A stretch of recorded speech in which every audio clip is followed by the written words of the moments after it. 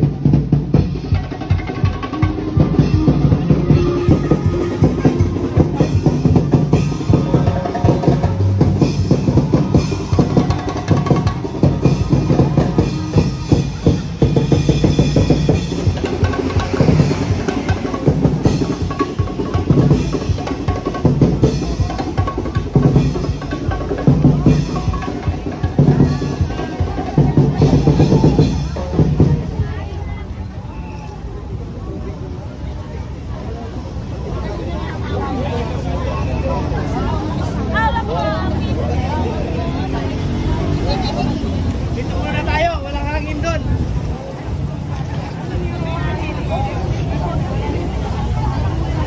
Kaya si Peter ah.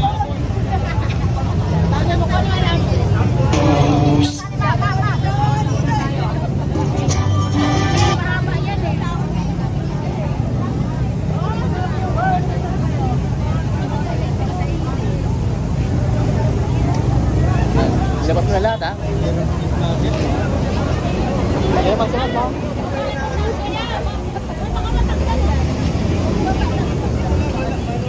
Kanina di ako nagkakuan kasi dumating na kamotor si pangalan nito yung dabawin nyo. Sabi na hawakan mo itong cellphone, mag-park mo na ako. Eh, dumumog yung tao. Wala na. Yo. Magandang hapon mga kababayan! Bakit tayo nandito ngayon sa harapan ng Kongreso?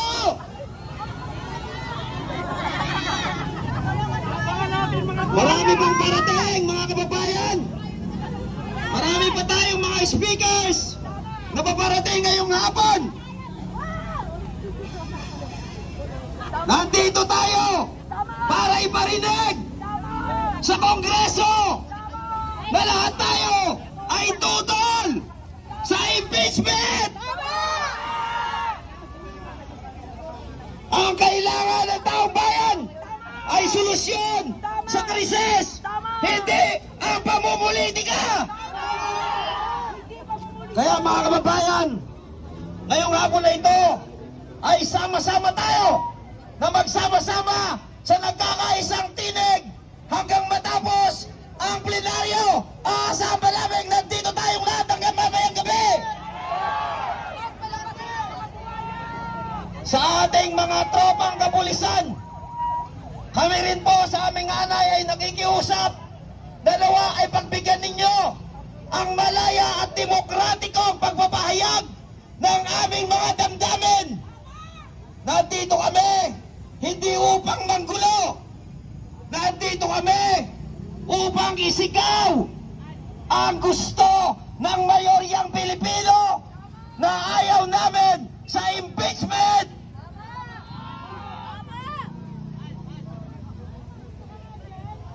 Imbis na ang inaatupag ng kongresong ito ay solusyonan ang samot-saring problema na dulot ng laganap at patuloy na krisis.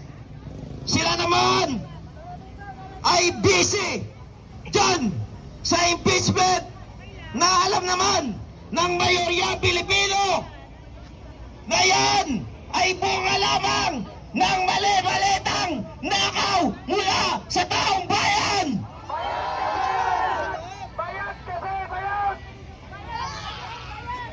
Mga kababayan, ngayong araw na ito ay ating masasaksihan muli ang pagkakaisa ng mayoryang Pilipino. Ipaparinig natin sa mga demonyong ito na nasa Kongreso na tinagurian pa naman natin na ating mga representante. Pero dahil sa mali-malitang mga basura ang ginagawa nila ngayon sa ating bayan at ang trato nila sa ating ngayon ay mga basura. Papayag ba kayo na magpatuloy ang kagaguhan ng Kongreso ito? Papayag ba tayo na paglaruan ang ating konstitusyon? Papayag ba tayo na dahil sa pamumulitika, tayong mga Pilipino ay makaranas ng patuloy na paghihirap? Kaya muli mga kababayan, manawagan pa tayo. Punuin natin ang labas ng Kongresong ito. Isigaw, no to impeachment!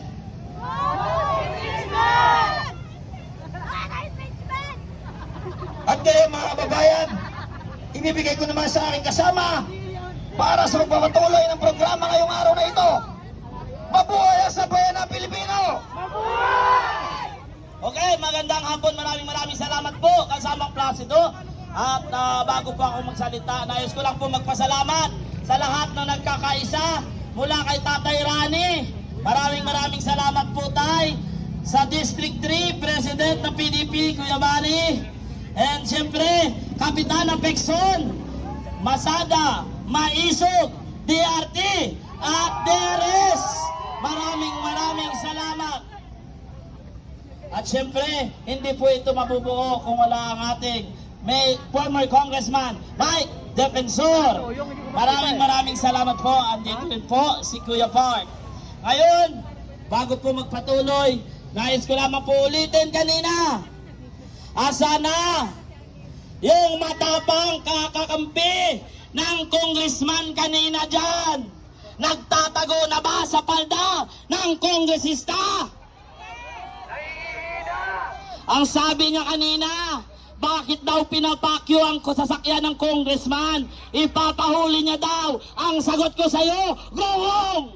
Bobo! Tanga! Duwag pa! Kami tumatayo dito dahil hindi kami pabor sa nangyayaring impeachment kay Inday Sara. Dahil alam naman natin kung ano talaga ang gusto nilang mangyari. Ayaw nilang tumakbo si Sara Duterte.